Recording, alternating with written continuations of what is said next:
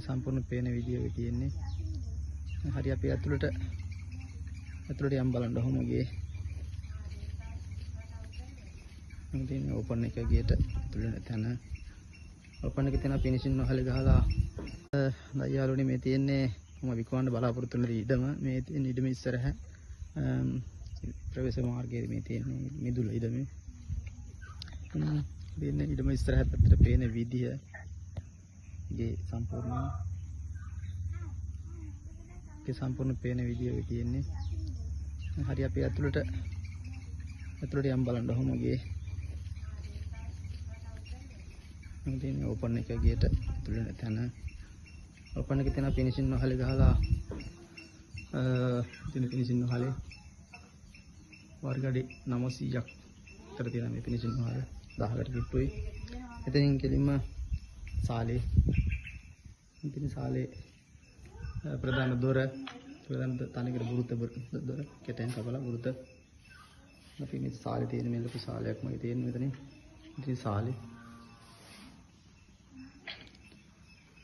සාලෙන් අපි කෙලින්ම මේ පැත්තට හැරිච්චාම මෙතන ටීවී රූම් එක. ඊළඟට මෙතනින් ගියපම කැම කාමරයට යන්න කෙලින්ම මෙතන කැම කාමරේ.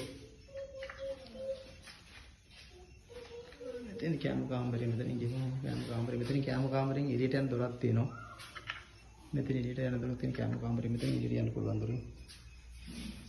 ඉතින් කැම කාමරෙන් එතනත් එක්කම තියෙනවා කුස්සිය. මෙතන වගේ කුස්සිය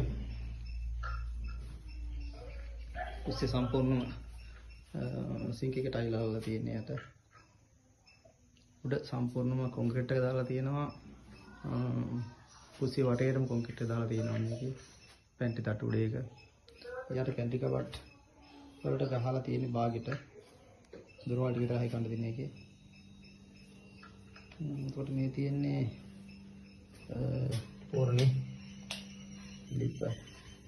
මෙතනින් තව දොරක් තියෙනවා ඇතුළේ යන්න. එළියට යන්න පුළුවන් දොරක් මෙතනින්. කුස්සියෙන් එළියට යන්න පුළුවන් දොරක් තියෙන්නේ.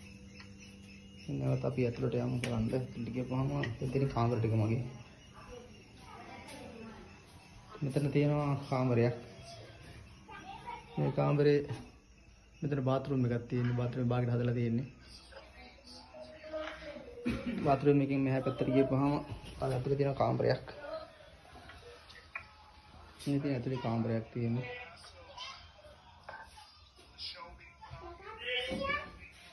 තව ඇතුළේ කාමරයක්. මේ කාමරෙන් එළියට ආවහම